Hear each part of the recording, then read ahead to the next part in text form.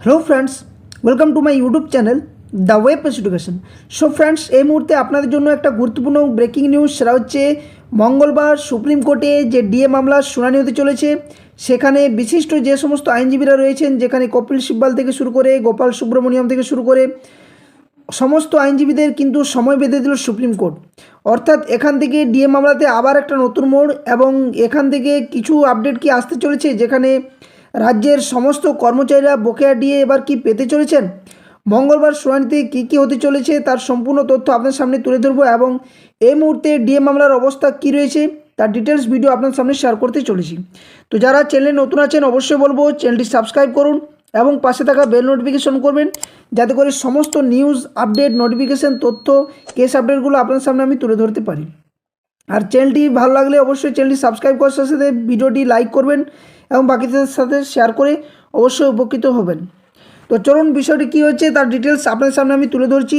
যে ডিএ মামলাতে বর্তমান পরিস্থিতি কী, রাজ্য সরকার আদৌ কি রাজ্যের কর্মচারীদের বকেয়া ডিএ মেটানোর জন্য কি প্রস্তুত, বা বিচারপতিদ্বয়ের ডিভিশন বেঞ্চে যেখানে দীর্ঘদিন ধরে শুনানি চলছে, এবং এই যে নতুন করে আবার যে স্টে একটা পড়ে গিয়েছিল বা যে মডিফিকেশন চাওয়া হয়েছিল রাজ্য সরকার তরফ থেকে, সেই মডিফিকেশনের ভিত্তিতে আবারও কি বকেয়া ডিএতে কোনো নতুন পরিবর্তন আসছে বা ডিএ পেতে চলেছেন, তার ডিটেলস ভিডিওটা দেখুন, অবশ্যই বুঝতে পারবেন। তো মঙ্গলবার শুনানিতে সুপ্রিম কোর্টের ডিএ মামলায় কী ঘটতে চলেছে জানুন, সর্বশেষ পরিস্থিতি কী রয়েছে। তো প্রত্যেকবারের মতো আপনার সামনে যে ডিএ যে কোনো কেস আপডেট বাংলাতে আপনার সামনে তুলে ধরি, এবং আপনারা আশা করছি সকলে উপকৃত হচ্ছেন, বিষয়গুলো বুঝতে পারছেন। তো দেখুন কি রয়েছে। তো পশ্চিমবঙ্গ সরকারি কর্মচারীদের জন্য যে মহার্ঘ ভাতা অর্থাৎ ডিএ মামলাটি একটি অত্যন্ত গুরুত্বপূর্ণ বিষয় হয়ে দাঁড়িয়েছে। সম্প্রতি সুপ্রিম কোর্টে এই মামলার লাগাতার কিন্তু শুনানি হয়েছে। এই ভিডিওতে আমরা মামলার সর্বশেষ পরিস্থিতি কী রয়েছে এবং কিছু গুরুত্বপূর্ণ বিষয় নিয়ে আলোচনা করব, যা মূলত আগামী মঙ্গলবার শুনানিকে কেন্দ্র করেই কিন্তু হচ্ছে। তো কী বিষয় রয়েছে, প্রথম হচ্ছে শুনানির মূল বিষয়বস্তু কী না, মামলার পরবর্তী শুনানি মঙ্গলবার অনুষ্ঠিত হবে, এবং এই শুনানিতে বিভিন্ন পক্ষের আইনজীবীদের জন্য অনুমাইল বা সময় কিন্তু জানা গিয়েছে বা সময় কিন্তু বেঁধে দিয়েছে সুপ্রিম কোর্টের তরফ থেকে।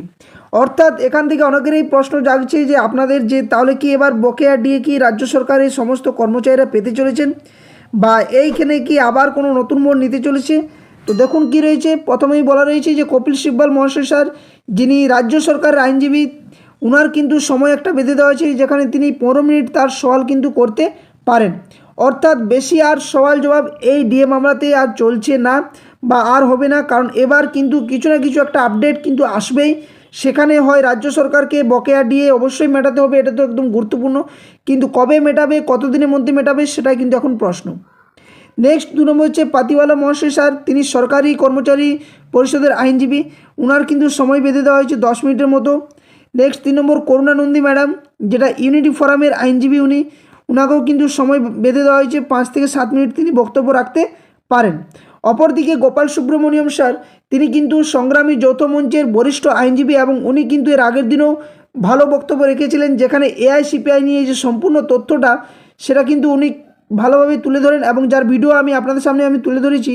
অবশ্যই আপনারা যদি চ্যানেলে দেখেন দেখতে পাবেন যে এআইসিপিআই কীভাবে করা হচ্ছে, বা রাজ্য সরকার মডিফিকেশনের যে ডিএ মামলাতে বলা রয়েছে সেখানে আদৌ সেই ডিএটা দেবে কি দেবে না, এটা নিয়েও কিন্তু গোপাল সুব্রমণিয়াম স্যার কিন্তু বিষয়গুলো তুলে ধরেছেন। তো তিনিও কিন্তু কথা বলতে পারেন বলে মনে করা হচ্ছে। ইনি কিন্তু এর আগের দিনে কিন্তু বক্তব্য রেখেছিলেন সুপ্রিম কোর্টের বিচারপতিদের সামনে। তো এখানে আশা করা হচ্ছে যে মঙ্গলবার যে শুনানি হচ্ছে সেখানেই কিন্তু শুনানি শেষ হয়ে যাবে, যদি না রাজ্য সরকারের অন্য কোনো আইনজীবী অতিরিক্ত সময় চান। এখান থেকে কিন্তু এটা একটা ভালো খবর এবং গুড নিউজ, যে আশা করছি যেহেতু যে সময়টা বেঁধে দেওয়া হয়েছে সুপ্রিম কোর্টের বিচারপতিদের তরফ থেকে, এবং যে সময়ের মধ্যে আইনজীবীগণ বক্তব্য রাখবেন, তাতে করে বোঝা যাচ্ছে এটা কিন্তু এবার শেষ শুনানি হতে চলেছে। তো ডিএ প্রদানের বৈষম্য নিয়ে কিছু বক্তব্য উঠে এসছে, সেটা কি না, ইউনিটি ফোরামের আইনজীবী প্রবীরবাবু ডিএ প্রদানের ক্ষেত্রে চরম বৈষম্যের বিষয়টি তুলে ধরেছেন। তিনি উল্লেখ করেছেন, আমি আপনাদের এটা আলাদা মার্ক করে দিয়েছি, যে বঙ্গভবন এবং চেন্নাইয়ের কর্মচারীরা যেখানে 164% হারে ডিএ পেয়েছেন, সেখানে পশ্চিমবঙ্গের কর্মচারীরা পেয়েছেন মাত্র 125%। অর্থাৎ এখান থেকে বোঝা যায় যে কিভাবে এই বৈষম্যটা তৈরি হয়েছে। তিনি জোর দিয়ে বলেছেন যে এমনকি একজন কর্মচারীর প্রতিও বৈষম্য গ্রহণযোগ্য নয়, কারণ সরকারের উচিত শ্রেষ্ঠ নিয়োগকর্তা হওয়া এবং সকলকে সঠিকভাবে নিয়ম মাফিক যে ডিএ সে বকেয়া ডিএ কিন্তু বা যে পর্যাপ্ত ডিএ সেটা কিন্তু দেওয়া উচিত। তো রাজ্য সরকারের যুক্তির দুর্বলতা এখানে কি ধরা পড়েছে না, প্রবীরবাবু রাজ্য সরকারের পূর্ববর্তী যুক্তিগুলোর দুর্বলতা তুলে ধরেছেন। তিনি বলেছেন যে রাজ্যের আইনজীবী শ্যাম দেওয়ান বিচারকের প্রশ্নের জবাবে ডিএ গণনার যে ভিত্তি সম্পর্কে সন্তোষজনক ব্যাখ্যা দিতে পারেননি। কর্মচারীদের মধ্যে একটি আশঙ্কা রয়েছে যে কপিল সিব্বল মহাশয় আদালতকে বিভ্রান্ত করার বা সময় নষ্ট করার কিন্তু চেষ্টা করতে পারেন।